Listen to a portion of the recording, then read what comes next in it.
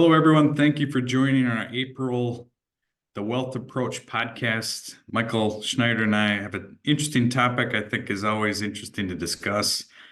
College planning and options, maybe some challenges we've seen over the years between generations, and maybe some thoughts to consider as you're contemplating saving or getting your children or grandchildren ready for college. So, Michael, maybe let's start off with the problem. This is I think definitely a problem as we look at cost of college, right now versus, if you are just have a new baby, new grandbaby, in some cases new great grandbaby, what that costs are going to look like, 18, 19 years down the road. So some of the numbers that we've seen, and again, these are just average numbers throughout the country. For private schools, today you're looking at about $42,000 of just tuition. That doesn't include room and board. That does not include supplies. Does not include living expenses. And if you're going to a public university that's still out of state, those same categories are going to set you back about a little over $23,000. So when you look at just the average rate of inflation from an education cost perspective, you go 18 years down, you're looking at 168,000 for tuition for a private school and almost 100,000 for your public out of state. So when you look at those 4 years of undergrad, you're at about 760,000 for the private school, and as you see on the chart, about 425 for the public. Again, not including room and board, living expenses, things like that. You can probably round things up for a private school for 4 years to about 1 million, and around 500,000 for that public out-of-state school. So definitely a extraordinary expense. There's no way to kind of slice and dice that or make it look any better. That's a large amount of money for that undergraduate education. So when we're looking at the different types of options from what you can do from a savings standpoint, a lot of the common ones that we see are either a 529 plan, or what we'll also talk about is a gift trust that you can set up for that child. So when you look at those, kind of what the differences are with a 529, it's a more or less a investment savings vehicle. And there are differences from state by state by state on what the different options are, what the money can be used for. But the bare bones of it, sort of what they all have in common, are that they, for the most part, offer state or tax deductible contributions, excuse me, there, as well as offering tax-free growth. And the option is also there. It's a relatively new rule that money that's not used from a 529 can be rolled over to a Roth IRA for the beneficiary, but again, subject to some limitations there. So, when you're looking at this, it's a nice way that some parents can contribute to a plan, to a savings plan. It's also nice that you can have, grandparents can contribute, aunts, uncles, friends, if they want to make birthday gifts, special occasion gifts, that this is something that can be more or less crowdsourced, as a way that you can put it. Again, money grows tax-free, and it can be invested, within, stock market, bonds, different ways there. So, and it's not just tuition that you can use for the 529s. You can also use it for, room and board. You can use it for books and supplies. You can use it for, computer. You can use it for internet, just anything that kind of falls under that education basket. And depending on what state you're in, you can also use it for, private schools from, kindergarten through high school as well. So there definitely are a lot of advantages to having a 529. But like anything else, are some drawbacks as well. Again, from it, all the money must be used under that education umbrella. And from the investment options, as we said, it can be invested in stocks, it can be in bonds, but you are really kind of limited to the individual funds that the 529 plan does offer. So there are some limitations to that.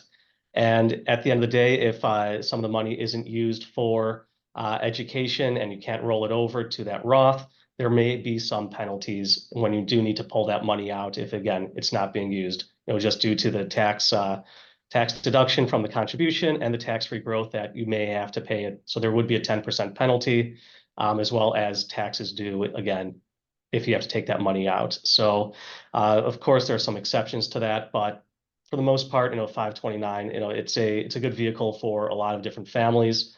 And, it's something that we think you can use in conjunction with a gift trust, if that is an option, for the families as well. So, JR, can you talk a little bit more about the gift trust, how you set one up and kind of how you can really use it for education? Well, the gift trust is one of our favorite vehicles, especially for complex families where there's multi-generational wealth. And it really kind of depends which generation you are, whether you're the matriarch, patriarch, or the parents or the kids. But again, this is where it's important to have communication within the family. But in general, you can replicate a lot of what Michael talked about with the 529 plan. So in a gift trust, depending the generation funding it, there can be tax-free growth from the beneficiary's perspective by the grantors or the people funding the trust paying the taxes on behalf of the children. And it allows for much different and much broader investment options. There's protections from creditors, depending on where the money is over time. There's flexibility, if it's not used. The investment options, for example, like Michael reiterated 529, as kids get closer to college, the money becomes safer because you typically want to use it and liquidate it to use. Whereas with the trust, you can manage around a lot of those and stay long term, depending on what the children ultimately do. Because again, when your children are born now, you have no idea what they're going to do in 18 to 20 years. You hope that college is an aspiration, but so many things can change. I mean, there's a lot of discussion around maybe free college or what if your children get scholarships or other things. You could have some of the limitations of 529, whereas with the trust as an option, you could still fund everything that's needed. But if it's not, it could stay invested for the long run, which offer a number of benefits. And then, in complicated families, the estate tax component of these planning can be very big. Because again, if you're in a taxable estate, transferring some of this wealth to grandkids or children can be very good long-term options as you work together, planning that out overall. When you look at some of the drawbacks, it's irrevocable. So once you put the trust money and fund it, you can't change your mind. You can't bring it back and spend it on yourself. So once you make the gift, it stays there for that generation in perpetuity. And when you look at the taxes, it can be a beneficiary from the kids or grandkids perspective, but it can be a drawback from the grantor or the generation funding these trusts, right? But again, looking at higher value estates, this on the one hand is a drawback from your current cash flow, but from a long-term planning, it's a very big benefit as you look many, many years in the future. So Michael, maybe if we take a look by generation, I think is interesting too, because again, the story that comes to mind when you think about, let's say, the grandparents' generation now, you get a phone call, you have a new grandchild that's come into the world, right? Everybody's happy, everybody's healthy, God willing, right? And what's the first thing we see many families do is you want to think about that grandchild and you write the parents a check for whatever, $5,000, and you want to honor that new child. And what have you just done? You've kind of forced the decision onto your kids to decide where they should put that money on behalf of your grandchild. They're in the middle of barely being able to sleep. And now you force them, what planning option should they fund a 529, a trust? And Michael, out of these options in the grant, when you give it to the parents, what typically happens? Well, there's not, as Jared, you say, you're trying to sleep, you're just trying to find a spot to park the money. And, what I did for my first child is went to our bank, opened up a kid's savings account and just dropped those checks in there. That was about 4 years ago. With our newest child, our youngest child, when he was born about a year ago, tried to do the same thing, but went to my bank. They said they don't even offer those savings accounts to babies anymore. You have to be, I think, 13 in order to get that. So I was kind of stuck holding on to these checks for, a few $100s and ended up opening an UTMA account, investment account, just to, have somewhere to put the money for now. And again, it's so common is what we're having a little fun with the issue, but more seriously, it does, kind of get to the communication between families. On the one hand, you really want to help and give and honor or celebrate your new grandchild. On the other hand, take it a step back and looking what is the best option for your family, and spending a little time really we find goes a long way when you look in the long run. I was on a call this week with a family where there's over $500,000 in an UTMA account for the same reason. The grandparents continue to give money. Now the kids, the child's now a teenager, and the parents are not comfortable that age 18 or 21, this child's gonna have free access to all that money, right? And now it's trying to figure out ways to plan and have a better structure for that. So I think it's when you have a new child or grandchild, it is good to celebrate, but again, our recommendation, take a step back, figure out what's best, overall. Because again, the gift trust offers a lot of options. The 529 can be funded by grandparents as well. There's other options to consider as your children get older. You can pay outright to the college and it's not a free gift, or it's looked at as a free gift. So again, these are all considerations, but I think that the point we're trying to make is really take a step back, communicate between generations on what's best, understand where your current situation is. And again, we're talking from the grandparents' viewpoint, with this. And I think in the long run, you'll have less of the issues we're trying, you're trying to fix as a family 10, 15, 20 years from now, when that little bit of money relative turns into a lot more money, down the road. Right. And as we look at it again from, let's say, the parents' perspective now, again, probably the best way to look for or to fund college, if you can, pay it outright. As Jared, as you mentioned, it is from an estate tax perspective, it's considered a free gift. So you don't have to file, or doesn't eat into your lifetime exemption. And also anything that you have set up for your kids, if there is a gift trust, that's just more money that will stay in trust for them for, down the road.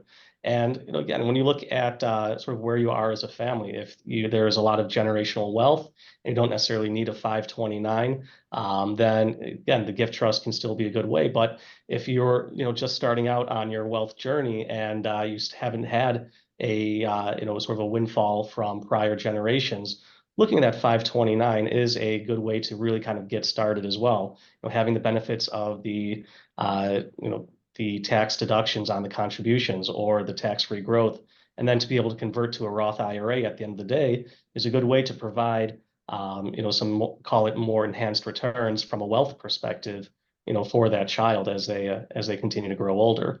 And then lastly, again, you've got that UTMA account as kind of a, if there's a, you need to sleep, you need to run out, get that coffee, and you just need to find a place to park the money for now. Have that UTMA account isn't the worst thing in the world. As I mentioned, I've got the 2 UTMA accounts for my boys as well. And at the end of the day, when they turn 18, if they get that money, it'll kind of help them from learning perspective on how they have to manage, a checking account, how they can see, how their savings have grown, and just, having a little extra cash, isn't going to be the worst thing for them. But look to not overfund those, Jared, as you mentioned, with the family you spoke with. And there's a lot of great options out there for funding college and just education in general. And depending on where you are in your financial journey, there are different options that will make more sense than others. And Michael, and I think maybe common questions we get to on these topics, one of them and concerns we have is, when am I overfunded, right? Because again, so a lot of times the solution might be a little bit of all the above, right? And I think it's just understanding where things are. But one of the common problems we see with 529s is they can be very overfunded. You put a lot of money in early. There's been a lot of growth over the last 20 years. And you still want to put in annually, so you continue to fund the 529, but there's way too much money in those. Again, on one hand, it's a good problem to have. On the other, it's really figuring out, should you continue, or what are the other vehicles you might consider? So I think, when you look at your own situation as either the parents or the family overall, I think it's communicating how much is in each bucket, and then having a conversation with us or your advisors that are out there. It's just run projections. On the one hand, we started off with the problem, college is very expensive. On the other hand, you could have too much money set aside already. And then it's a matter of understanding which vehicles are the best in the long run going forward.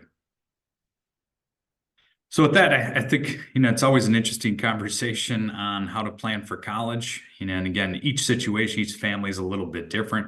but we want to give you some thoughts. And as always, feel free to reach out and run through any questions or concerns or situations you're contemplating or going through with your family currently. All right, wonderful. And so thank you everybody for joining, and we'll see you all next month.